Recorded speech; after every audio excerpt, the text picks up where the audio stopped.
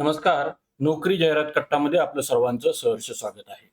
आजच्या नोकरी संदर्भातल्या जाहिरातीमध्ये आज आपण पाहतोय पुणे महानगरपालिकेतर्फे घन कचरा व्यवस्थापन विभागामार्फत बी.टेक, डिप्लोमा आणि 12वी झालेल्या कॅन्डिडेट करता ही जाहिरात निघालेली आहे. आणि या संदर्भामध्ये आपण अगदी 2 मिनिटांमध्ये ही जाहिरात पाहणार आहोत. त्या अगोदर आपलं चॅनल अजूनही कोणी सबस्क्राईब केला नसेल तर चॅनल सबस्क्राईब करा आणि व्हिडिओला नक्की लाईक करा.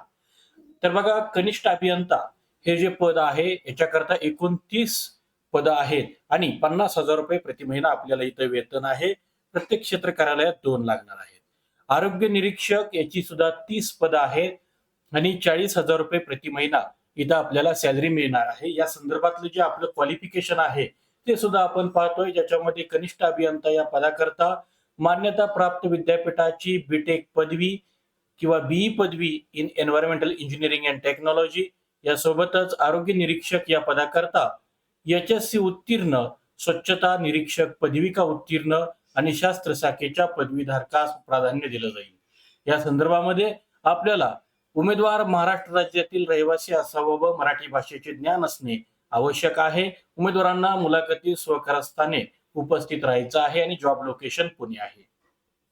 या संदर्भामध्ये आपण अप्लाय करणार असाल तर आपल्याला अर्ज ऑफलाईन पद्धतीनं स्वच्छ संरक्षण वॉर रूम, पुणे मनपा, मुख्य इमारत, पहिला मजला, शिवाजीनगर, पुणे 411-005 या पत्त्यावरती आपल्याला 13/7/2026 रोजी पर्यंत आपल्याला ही ऍप्लिकेशन द्यायचं आहे. आणि या संदर्भातली अधिकृत जाहिरात पुणे महानगरपालिकेची वेबसाईट www.pmc.gov.in वर अधिकृत जाहिरात उपलब्ध आहे, जी आपल्या स्क्रीनवरती आपण पाहत आहात. यामध्ये आपण प्रकर्षानं पाहू शकतो. याच्यामध्ये बघा, ही जी 30 प्रत्येकी पद आहे त्याच्याकरता बघा, बीटेक पदवी, बीई पदवी तुम्हाला एन्व्हायरमेंटल इंजिनिअरिंग मधली पण चालेल. त्याशिवाय आरोग्य निरीक्षक या पदांचं यांनी इथं माहिती दिलेली आहे आणि काही अटी शर्ती दिलेल्या आहेत, ज्याच्यामध्ये जास्त काही नाहीयेत. 11 महिन्याच्या तात्पुरत्या कालावधी करता ही नेमणूक केली जाणार आहे.